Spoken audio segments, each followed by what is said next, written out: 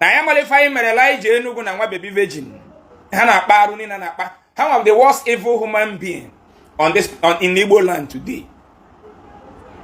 Because the greatest crime he ga-eme mmadụ n'ụwa bụ igbu mmadụ forward. If that just gbalicha Simo State na nkịta ya njọ Simo State na-elute ebe m wee mepee phone wee fụ ebe a sị na Elija Enugu mere nwatakịrị ya anaghị aga ije ọgaba ije wayo enyekwanere ya dịka news 419 ebidogokwa ọzọ Elija Enugu you kịtịkpa ga-aracha unu anya kịtịkpa ga-alacha gị anya if you don't remove your hand n'aka ofe n'oyiri aka mmadụ ịbịa gị deceive ndị Igbo ọzọ ịbịa gị package your criminal activities to keep scamming our people. Ano m ebe a were ndụ omenala bụ ụzọ eziokwu na-achị ezi si gosi m family mụrụ nwa a ka ije confirm na nwatakịrị anaghị aga ije rie amụrụ ya ma ebe ọ na-agụ nọzi school na amara naghị aga ije na ka ekpeziri ekpere nwatakịrị ekwune ya na-agbagharị ọsọ ebe a is not done. Onwe onye ọbụla anaghị agaba ije n'ụwa ga-ekunite gbaba ọsọ. Before you walk, you must learn how to walk. Even in one spinal cord injury, and make surgery no favor for 1 year, 2 years. Before you get your so you got music esa gija. Obune bego go to artificial leg itiegi. You can never move immediately without artificial leg. Onye na-eme the thing akuziri gi ka esa giji nwe ike me for 1 month or 2 months before you mata ka esa giji again. Na wori umunnem. When na wori umunnem.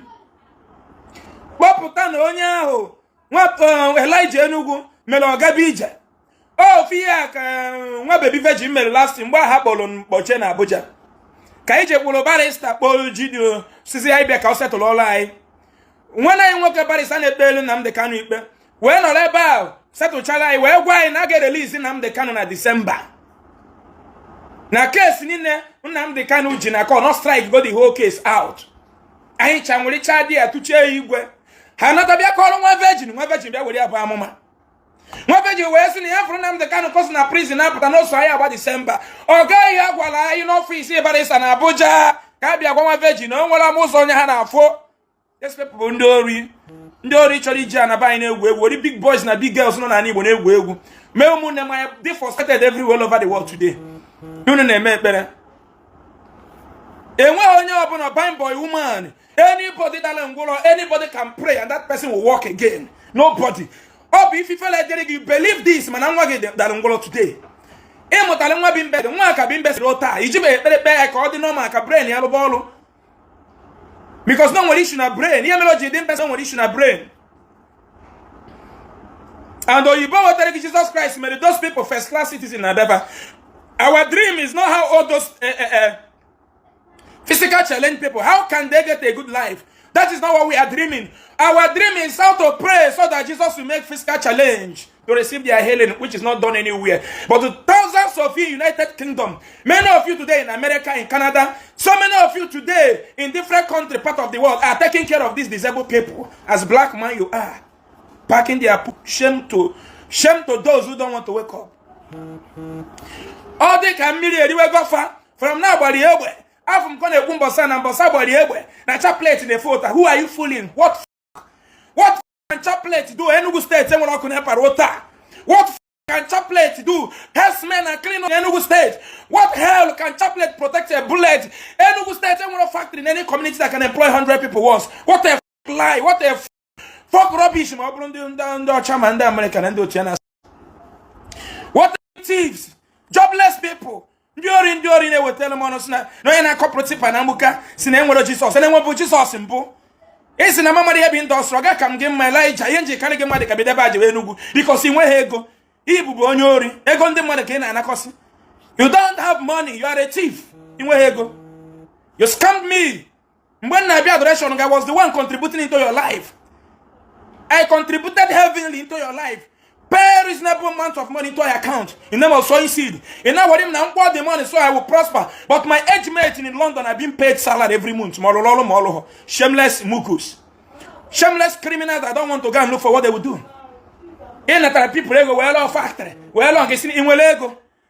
Iyabu na mmadụ Welego but onye bidoro from nwata krebo wambo. At the age of 11 years kanje boy. Wasa boy oga meduo mu no Welega aburu millionaire rota. Nto na ega eji satum to boy to millions.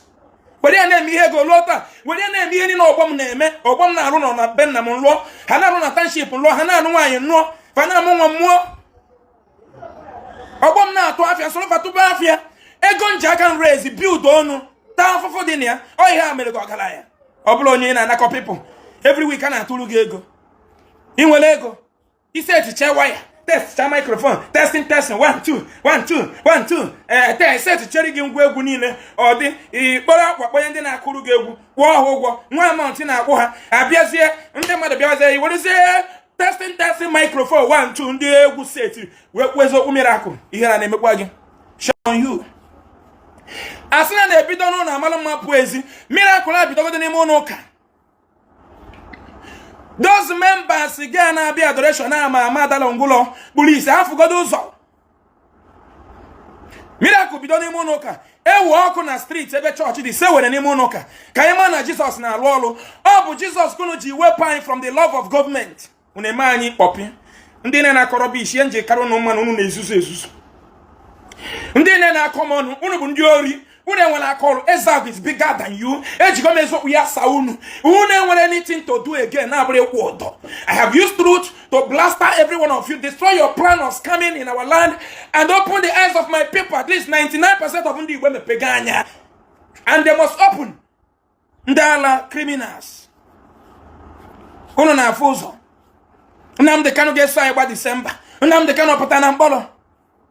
Ọ bụ kịta na ọpụta na mkpọrọ. Ụmụ m ga-asị ya na nwa Virgin Ebuka na amụma. Onye bụrụ amụma? Nwa Virgin na-afụ ọ na-afụ ya na-eme n'azụ ya. Ịmakwa ụdị edukwa security na-echi ebe unu na-eme adoration na-ezuzu. Ihe na-ebuje ga-ekpere frustration, ịnweghị maghị ihe. Ịdara ụbịam ma n'ime mmadụ ma n'ime mmụọ. Ịdara ụbịam. You're a poor typical black man na-enwere ọkụ, na-enwere ambulance, na-enwere emergency number, na-enwere good motorable road, na-enwere facilities in the hospital, na-enwere free delivery system from the government, na-enwere payment from government to your kids. So gị ya azụ nwa gị from nursery, primary, secondary, university. At the age of 50 years, BP ga-akwọ maka na arụ ọrụ iron to iron. Bịa n'ime miracle again, ndị ori. Kpọta na nwatakịrị ahụ ka ije ebe ọ na-agụ n'ọta akala, ka ije na ya adebe ha bi, ka a confirm na nwa anaghị agagwa ije o. Ti akpọrọ nwatakịrị a jere Elija Enugu nọrọ ebe a kpee ekpere, nwa ahụ agbarịwazi ihe a mụ na gị fọrọ na-agbagharị. Mkpu itie this movement memeghị ya ka ndị ichie wepụ ndụ.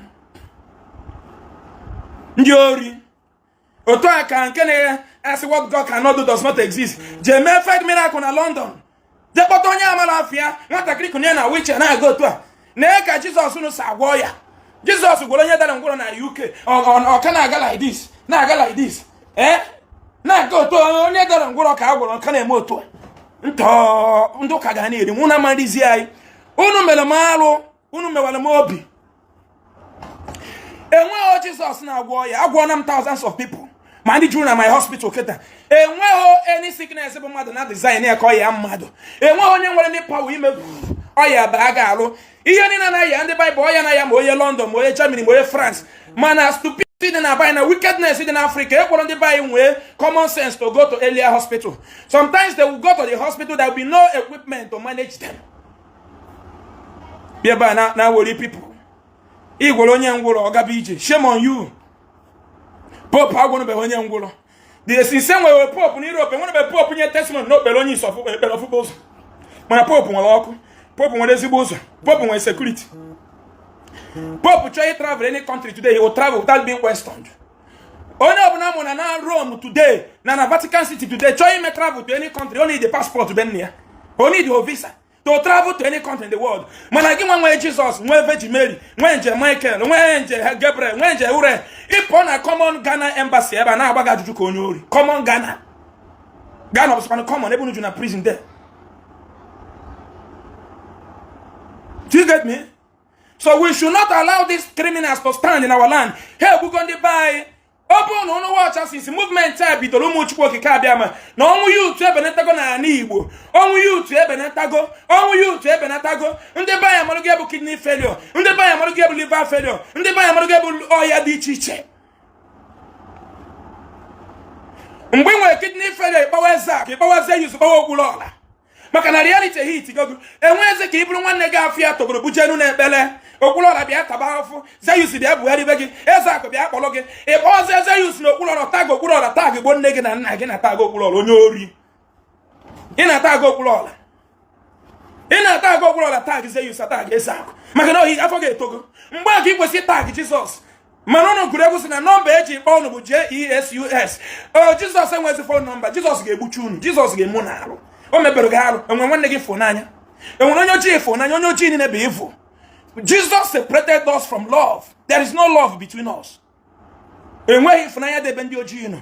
A typical black man ihe ọ bụ like ka o rie da agụ ndọgbu onye ojii bụ agụ ndọgbu dọgbuo nwanne ya ma na South Africa gbuo nwanne ya o gbuo nwanne ya na Brazil maka na onweghị vision enweghị ebe ọzọ ga-esi nweta ego na-abụrụ opportunity o nwetara bụ gbagbuo nwanne ya bụrụ ego ahụ na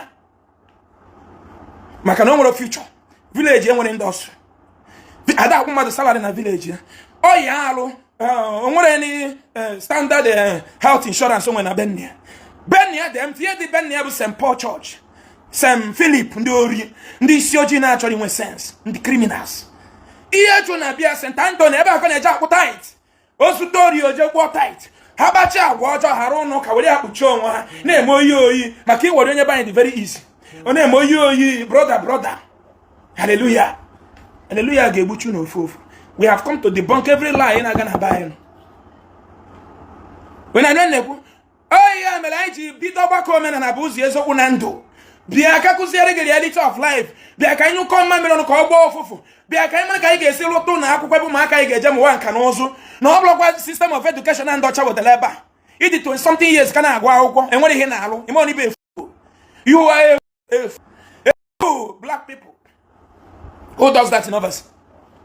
Kedonyo chadi 22 years na enwere honalo na enwere akọlụ na ada alụ ọrụ ọ sị gị na agwa akwụ you be fool ma ọ bụrụ nwanne anyị nwoke na-eme program na Facebook you be fool ị na bro nọ na Canada gị na ebe ahụ na tani ben na gị no that shows if you don't have what Canada's have you are a fool me and you we are but we will not allow these people let us know that now we are realized that we don't want to be fool again ndo men na buze so ka chop daga na lie that we are through Christianity and our government, we don't want to be free again. That is why we are having gatherings everywhere in the world.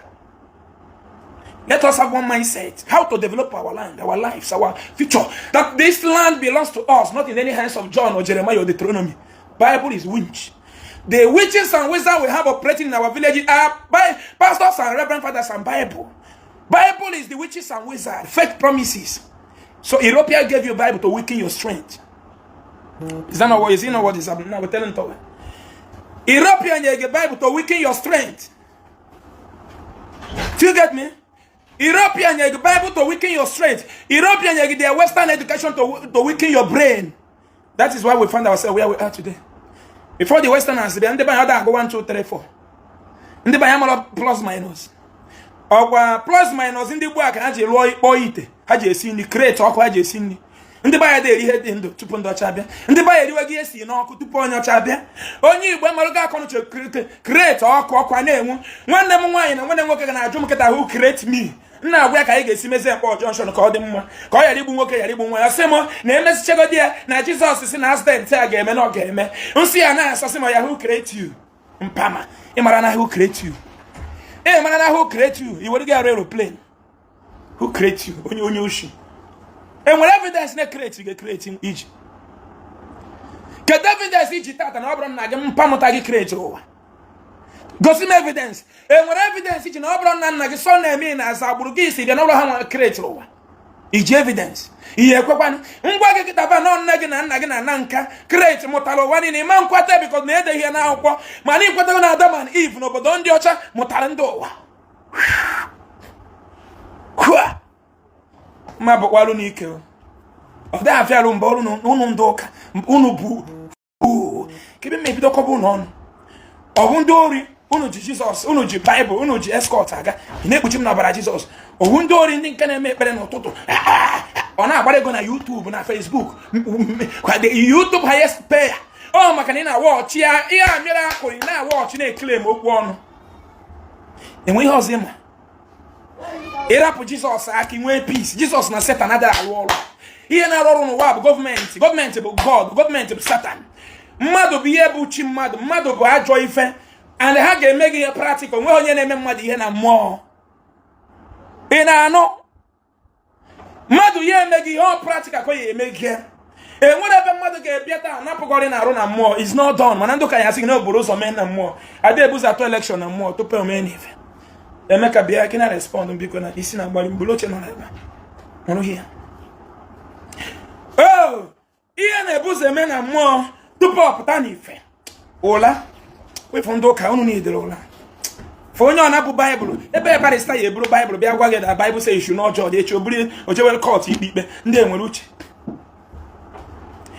Barista bụ lawyer ga-eburu Bible na Bible brain ya turn upside down. Religion manipulation. Akwụkwọ Chineke ijiri go n'ahịa. Akwụkwọ Chineke onye Mbaise ejiri go ya n'ahịa. Onye abaje go ya n'ọgbọ hill okwu Chineke onye ọcha atụrụ ya mere agbacha okwu Chineke na wọf kọrọ okwu Chineke tie na 20 feet koleti ya na arị aba ma okwu Chineke float na arị aba akpọsi ya akpọsa ndị retailer je golu wholesaler re retailer goruzie dowezere gị nwa consumer ije were get ere were okwu irete na granite goro okwu Chineke ndị Africa na-ego okwu Chineke egoro nke ndị Arab egoro nke ndị Europe ndị soji na-ego okwu Chineke sa Arab na Europe bịa ọ bụ na nwere akwụkwọ Chineke ndị Arab onwe akwụkwọ Chineke ndị Europe onye ojii na-ego okwu Chineke ntọ onwe ihe pasta pant iyi n'okwe maka esi eru ya ezi ntọ TV dị na be gị na ka isi ekiri Premier League